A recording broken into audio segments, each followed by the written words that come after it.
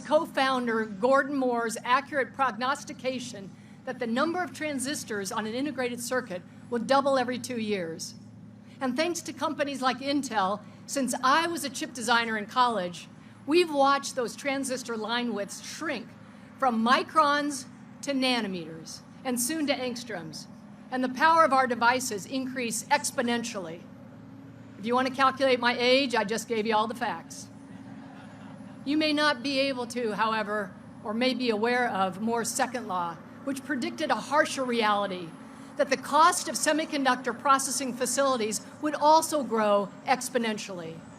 So getting the United States back in the business of manufacturing state-of-the-art computer chips domestically is a breathtakingly capital-intensive and ambitious proposition.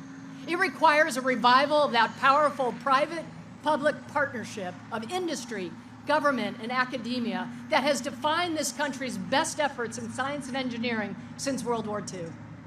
Today, we're celebrating Intel for having the vision to make this historical capital investment in Licking County. But we also thank President Biden, Commerce Secretary Raimondo, and the United States Congress for supporting American semiconductor manufacturing, design, and research, and for helping to even the playing field with the CHIPS and Science Act of 2022.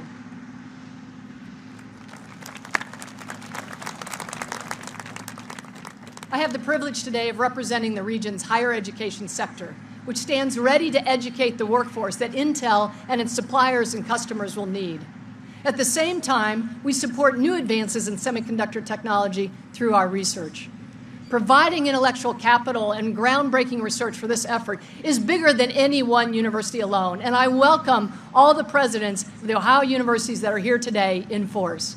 We've come together to create a network of colleges and universities and community colleges into a 12-university and college Midwest regional network focused on doing our part to foster a semiconductor ecosystem here. I want to thank Intel for its contributions to that workforce, education, and research, including pledging $50 million in direct support for Ohio colleges and universities, as well as another $50 million that will be matched by the Science Foundation for grants nationwide. And thank you, NSF Director Seth Panchanathan, who is here. Just today, Intel announced a $17.7 million investment in 8 projects in Ohio.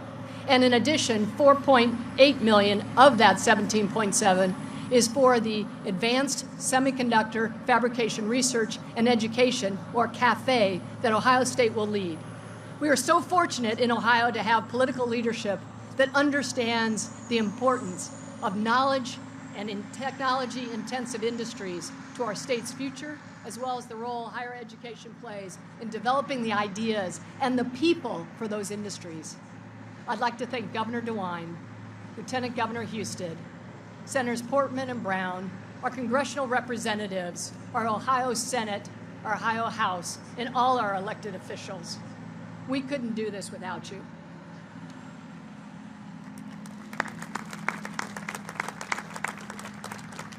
And of course, I'd also like to thank our amazing economic development partners, Jobs Ohio and One Columbus. As Intel breaks ground today, we're here to strengthen the Silicon Heartland. And that's what today is all about. But you should know that 12% of the nation's engineers, bachelor's degrees, 18% of the country's doctorates in engineering, and 22% of the doctorates in engineering technology are earned at Big Ten schools.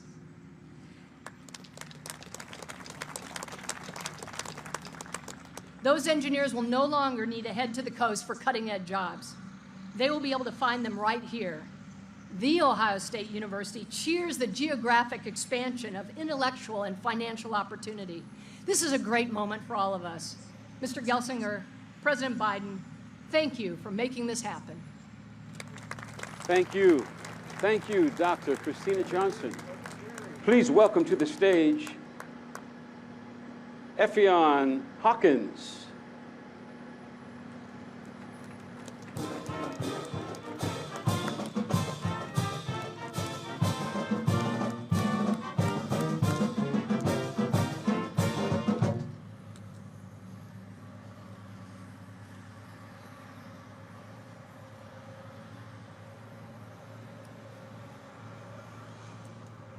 Good afternoon, everyone. My name is Afion Ibakase Hawkins, and I am a student at Central Ohio Technical College, working towards my associate degree. Intel's CEO, Pat Gensler, grew up next door, right in Pennsylvania, and started his career as with an associate degree from a community college. That's why I'm personally excited to be here celebrating with you all, because students like me, we have an incredible opportunity thanks to Intel. Please join me in welcoming Intel CEO, Pat Gensler, to the stage. Thank you so much.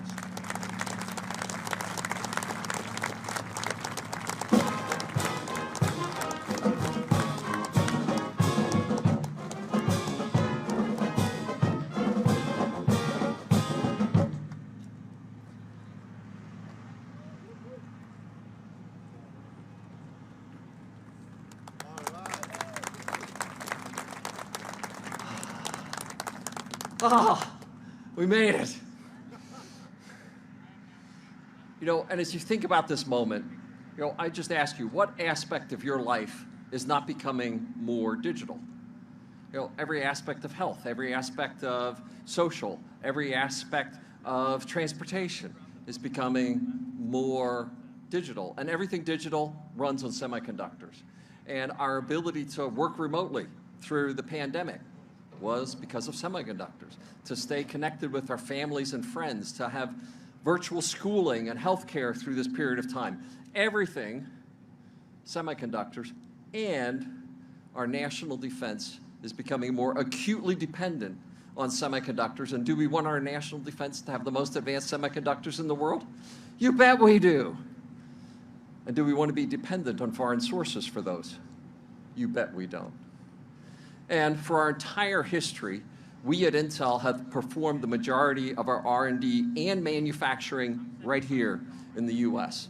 We are the only US chip maker that does all the R&D, manufacturing leadership, technology development in the United States. And as we came to this period in our strategy, we put our chips on the table. Yeah, I like that joke too. And we did it. We put our chips on the table to help the U.S. regain its manufacturing heart as well as unquestioned technology leadership. And our partnership in Ohio is off to a great start.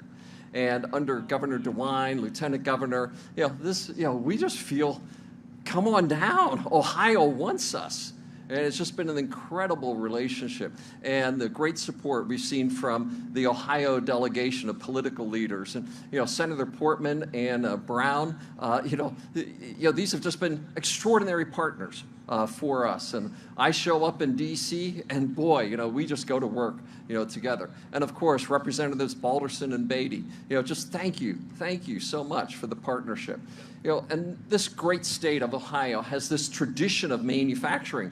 You all like to build stuff. And that's exactly what we're going to do together. We are going to build the most advanced stuff in the world right here in Ohio. And we benefit from this long tradition. Essential industries, steel, engines, automobiles, chemicals, and more. And because of that manufacturing tradition and the strong technology capabilities of the local universities, this became an obvious choice. And back in January, Ohio Senator Brown, made that statement, the Rust Belt is dead and the Silicon Heartland begins. And I'll say, he was the one to kill the Rust Belt, but Silicon Heartland, that was my phrase. But this idea of the Silicon Heartland, right, an epicenter of leading edge technology, and Intel's factory right here will produce the most advanced process technologies in the world. And our customers, our foundry customers, some of them being here today, they need the best stuff for their products. Everything from high performance mobile, artificial intelligence, advanced computing, cloud, all of that will be a result of these factories behind us. Advanced packaging, reliable workforce, including, as you've seen today, the most advanced trades on the planet are required to build this facility. And I'll just say, we are thrilled for the response that we have seen across that spectrum. And I say every aspect of highly trained technical workers, construction, we're going to get to work. And we only gave you half a day off for the groundbreaking, so don't screw around, get back to work. But it also is that pipeline of talent in science, engineering, mathematics, innovation, the imaginative, creative skills. And I like to say it's not just STEM, it's STEAM, science, technology, engineering, arts, and math. And the need for these skills in America is growing, and we're not keeping pace with that pipeline. And fewer U.S. students are choosing the sector of semiconductors and manufacturing engineering as a career choice. We need to change that. And we need to bring this workforce forward. And that's why you heard this morning from Christy Pambianchi, where we are committing our $50 million, the first $17.7 million committed in these first 8 partnerships with 80 participants. This is the first step, but it's just the first step.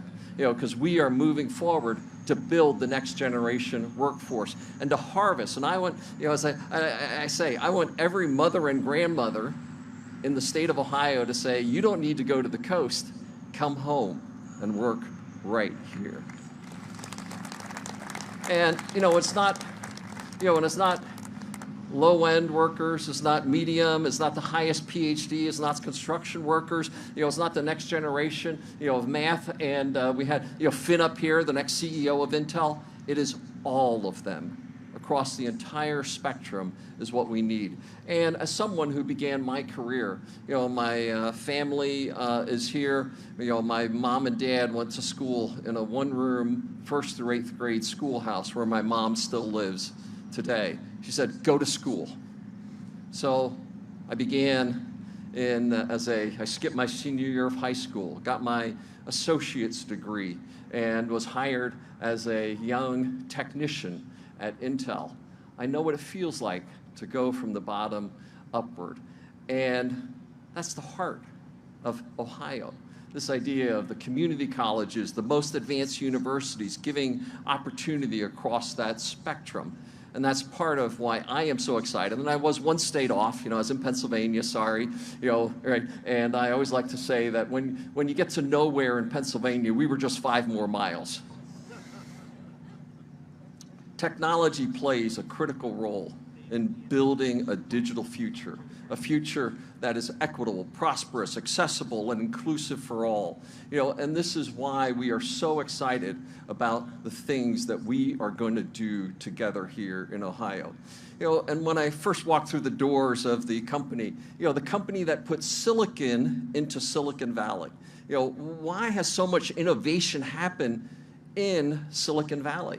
Right? It's Silicon Valley. And this is the company, Gordon Moore, Andy Grove, Bob Noyce, the companies, the trinity that started Silicon Valley. And today, we're the company that's going to put the silicon into the heartland, the Silicon Heartland.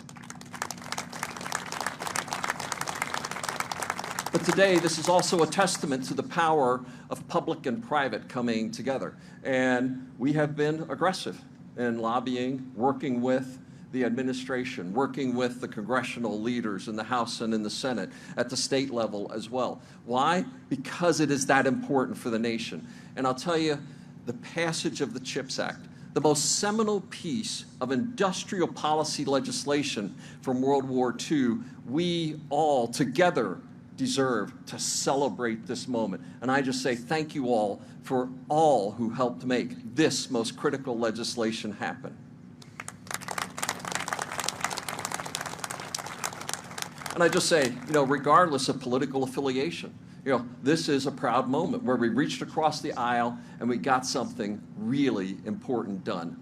But I'll just say, we would not be here, right, without our political leaders. We would not be here without the president and his leadership, Secretary Raimondo, Secretary of Commerce, all of these working to bring this across the finish line. And of course, it was a bipartisan bill. How often do you hear that today? Senators Schumer and Cornyn, Representatives Matsui and McCall as the sponsors for the act. And we were thrilled that we, Intel, had a part to play in making that legislation happen. we are honored to be part of that role. In addition to the Ohio delegation, Eddie Bernice Johnson of Texas, Senator Maria Cantwell, others were just crucial in coming by, to make this legislation, happen. And, we have Representative Ro Khanna. Silicon Valley, that's Ro. He's Intel's congressman who's here today as well. And Ro, thank you for joining us. And it isn't just that Ro decided to come and join your party. He deeply believes that the power of technology needs to be across the nation and not just in Silicon Valley. And I thank you for that, Ro.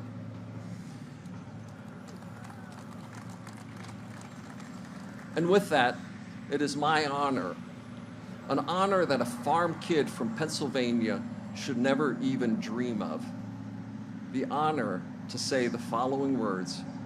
It is my pleasure to introduce the President of the United States. Please join me in welcoming President Biden.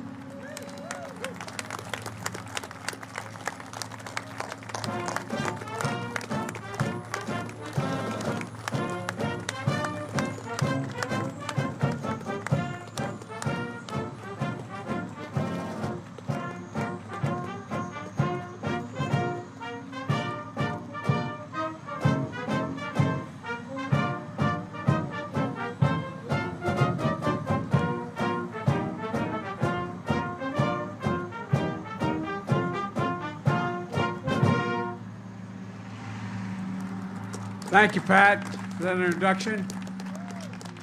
And pretty amazing. Pretty amazing. It was just back in January when we were together at the White House with Senator Brown and Senator Portman announcing this historic investment.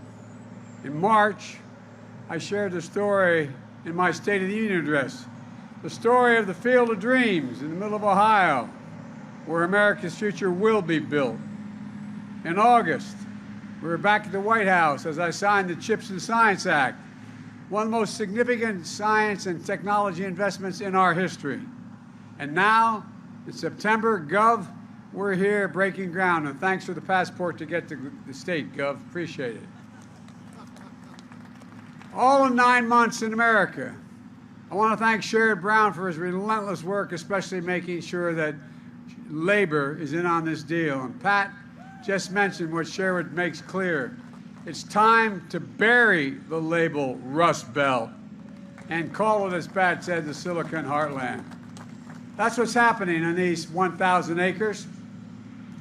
I want to thank Rob Portman for being the gentleman and decent man that he is, and for showing that Democrats and Republicans can work together to get big things done for our country. I really mean it. I'm trying to find where he's sitting, but he's a good man. Thank you. You're leaving a hell of a legacy as you leave what you're doing as a consequence of you, in large part. And thanks to the bipartisan group of Ohio congressional delegation here today. Tim Ryan, thank you for your leadership, always representing the interests of working people. Thank you, Congressman Joyce Beatty.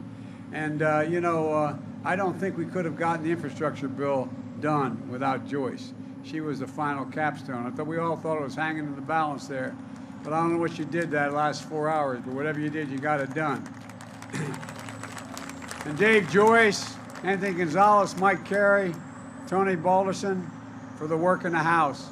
We're also joined by congressional leaders from around the country who fought so hard for this bill. Eddie Bernice Johnson, chair of the House Science Committee. Eddie, this whole bill wouldn't have gotten done without you. It really wouldn't have. We're also joined by Congressman Ro Khanna.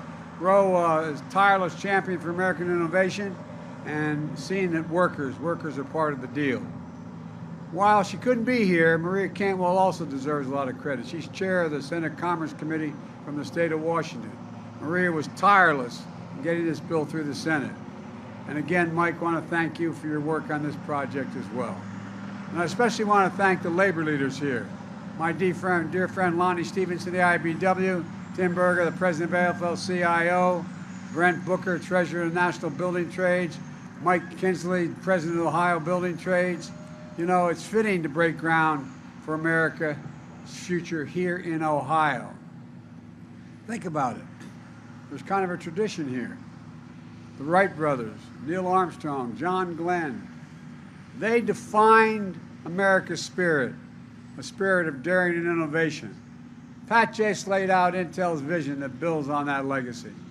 A brand new $20 billion campus, 7,000 construction jobs, union construction jobs, 3,000 full-time jobs that will pay an average of $135,000 a year, and not all of them will require a college degree once these facilities are built. And here's a critical piece. Intel is using a project labor agreement for this investment. For the folks at home, these are agreements that contractors, subcontractors, and unions put in place before construction begins. They ensure major projects are handled by well-trained, well-prepared, highly skilled workers. They resolve disputes ahead of time, ensuring safer work sites, avoiding disruptions and work stoppages that can cause extensive delays and down the line. These agreements make sure construction is top-notch and projects are on time, on task, and on budget. Back in February, I signed an executive order to make sure federal construction projects use these project labor agreements. It's a big deal that Intel is using one here, and I thank them for that. And Intel is going to build a workforce of the future right here in Ohio. As you already heard, Intel committed $50 million to partner with community colleges and universities like Ohio State University, including Central State University, the only historically black university in Ohio, to build a pipeline for students in the semiconductor industry. The director of National Science Foundation is here, Dr. Ponch. He's here, and INF and Intel are going to invest $50 million each to support these kinds of partnerships. Folks, at home, you may be wondering, why is this such a big deal for manufacturing? Something so small in size as a fingerprint, as a semiconductor. Well, semiconductors are small computers that power everyday lives, smartphones, cars, washing machines, hospital equipment, internet, electric grid, and so much more, including our national security. And here's the deal.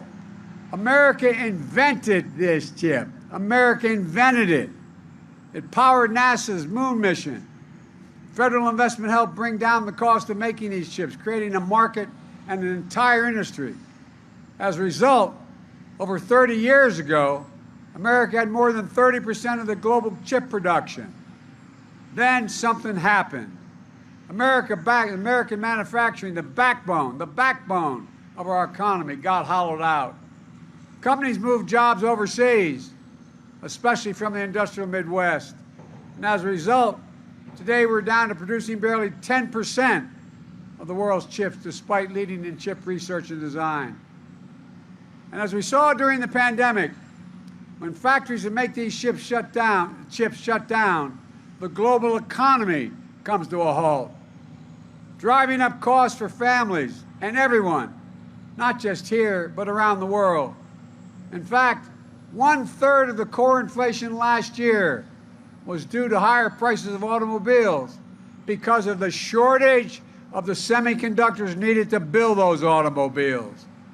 Folks, we need to make these chips right here in America to bring down everyday cost and create good jobs.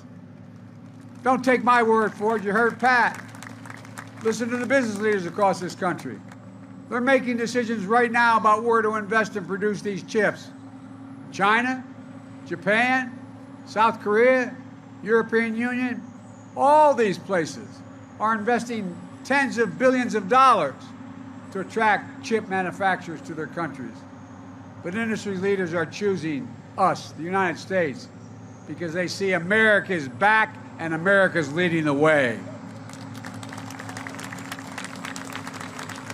Folks, since I took office, our economy has created nearly 10 million new jobs, more than 668,000 manufacturing jobs. Proof, a point that made in Ohio and made in America is no longer just a slogan. It's happening. It's a reality today, and it's just beginning. Because I signed into law the CHIPS and Science Act, we're accelerating the progress. This new law makes historic investments for companies to build advanced manufacturing facilities here in America. Since I signed the CHIPS and Science Act, it's already started happening. The American company Micron announced it's going to invest $40 billion in the next 10 years to build factories, special chips called memory chips that store information on your smartphones.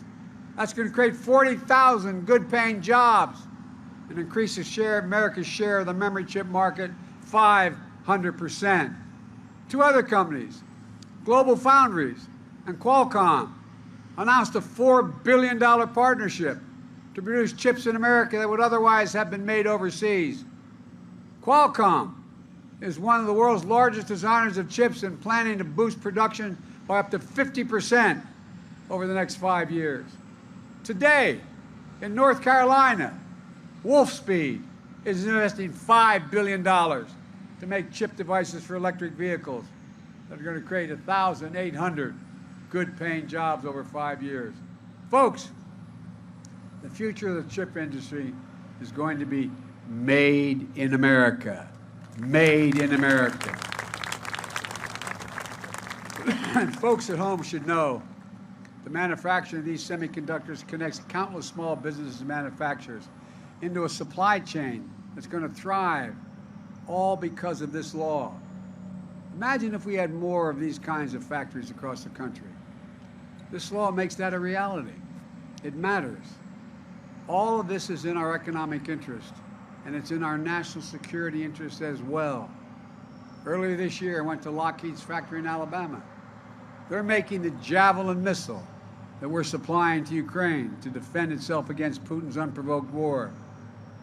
We need semiconductors not only for those Javelin missiles, but also for the weapon systems of the future that are only going to be more reliant on computer chips. This goes well beyond commercial need. Unfortunately, we produce zero of these advanced chips in America. Zero. And China's trying to move way ahead of us in manufacturing now. It's no wonder, which is actually somewhat unusual, that the Chinese Communist Party actively lobbied U.S. business against this law. Basically, you want to do business in our country, don't do it there. The United States has to lead the world in producing these advanced chips, and this law makes sure that we will. And to be clear, the CHIPS and Science Act is not handing out blank checks to companies.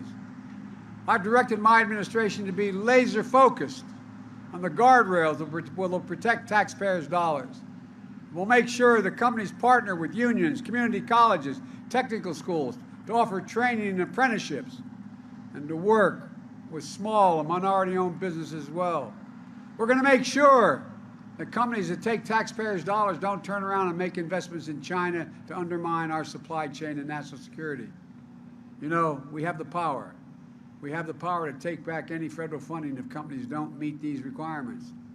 The law also requires that companies build these semiconductor facilities by Davis-Bacon prevailing wage, so people can live with a little bit of breathing room.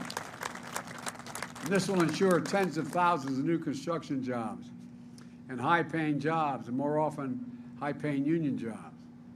And not only will companies use these funds to buy, but they cannot use these funds for stock buybacks and issue dividends. They have to manufacture. And finally, the law is about more than chips. It's about science as well. You know, decades ago, the United States of America invested 2% of its gross domestic product, 2%, in research and development. We led in everything. We created everything from internet to GPS. Today, we invest somewhere between 7/10, but less than 1% in research and development. The United States of America. We used to rank #1 in the world in research and development. Now we rank #9. China was #8 a decade ago.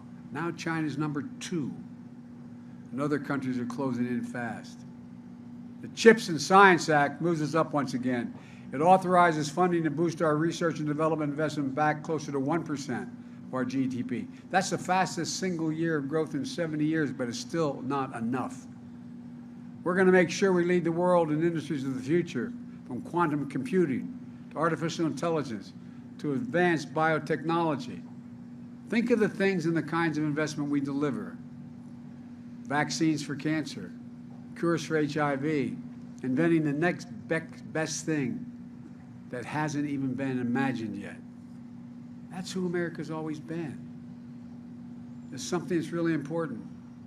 We're going to make sure that any company that uses federal funding for research and development to invent new technologies will have to make that technology here in America.